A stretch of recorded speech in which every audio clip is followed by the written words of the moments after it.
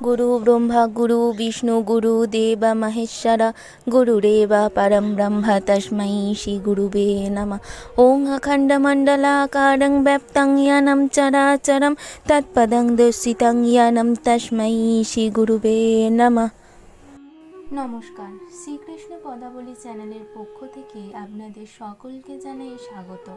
আজ আমাদের পরিবেশন বৈষ্ণবকে ভূমিকা।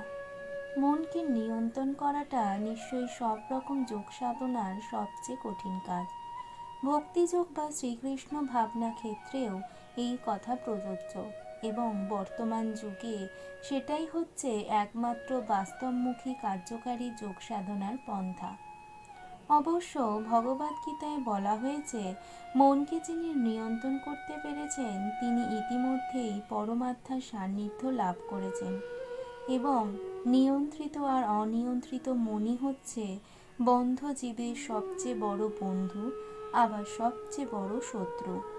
বৈষ্ণবকে আমাদের পরম গুরুদেব শ্রী শ্রীল ভক্তি সিদ্ধান্ত সরস্বতী ঠাকুরের লেখা একটি কবিতা, যার মধ্যে আছে এমন কতগুলি ভাব, উপলব্ধি ও বাস্তব পথনির্দেশ, যা থেকে বোঝা যায় কোনো ভক্ত শুদ্ধ ভগবত ভক্তির পর্যায়ে উপনীত হবার আগে কিভাবে সে তার মনের কাণ্ডজ্ঞানহীন নানা প্রকার বিচ্যুতি বিভ্রান্তি নিয়ে বিবৃত হতে থাকে। শ্রীমৎ জয়পতাকা স্বামী যখন এই বৈষ্ণবকে কবিতা থেকে 10টি শ্লোকের অনুবাদ ও ভাষ্য ইস্কন ভক্তবৃন্দ ও শুভানুধ্যায়ীরা এর বাস্তবমুখী নির্দেশাবলীর গুরুত্ব সম্পর্কে অবহিত হতে পারেন, তখন থেকেই বহু ভক্ত অভিলাষ প্রকাশ করেছেন যে বৈষ্ণবকে অনুবাদ ও ভাষ্যগুলি একখানি সম্পূর্ণ গ্রন্থাকারে প্রকাশ করা হোক, যাতে নির্দেশাবলী বারবার অনুশীলন ও পর্যালোচনা করার সুযোগ পাওয়া যেতে পারে।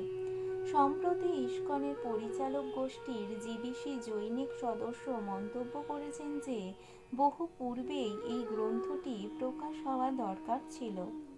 সুতরাং আমাদের সকলের ঐকান্তিক বাসনার ফলে এবং পূর্বতন আচার্যগণের প্রীতি সাধনার্থে, বিশেষত আন্তর্জাতিক কৃষ্ণ ভাবনামৃত সংঘের প্রতিষ্ঠাতা আচার্য আমাদের জগৎগুরু কৃষ্ণ কৃপাশ্রী মূর্তি শ্রীল অভয় চরণাবিন্দ ভক্তি বেদান্ত স্বামী প্রভুপাদের অভীষ্ট পূরণার্থে এই গ্রন্থখানি নিবেদিত হল।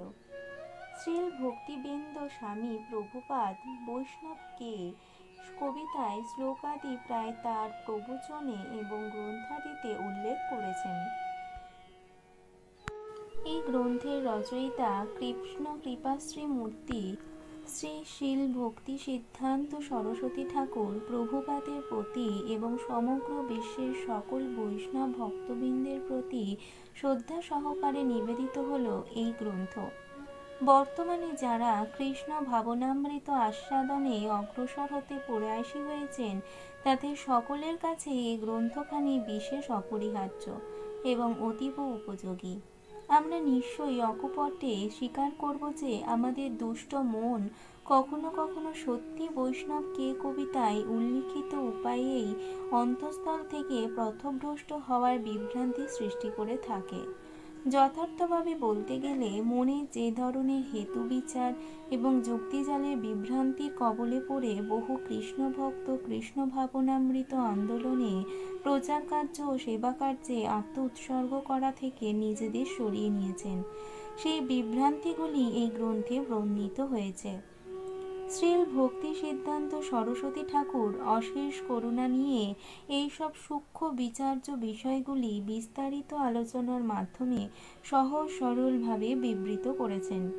তিনি এই বিষয়ে উৎসাহী ভক্তবৃন্দের কাছে কার্যক্ষেত্রে প্রয়োগের উপযোগী সাবলীল পরামর্শও প্রদান করেছেন, যাতে ওই দুষ্ট মন আক্রমণে বশীভূত না হয়ে শ্রী চৈতন্য মহাপ্রভুর সংকীর্তন আন্দোলনে মগ্ন হয়ে থাকতে পারা যায়।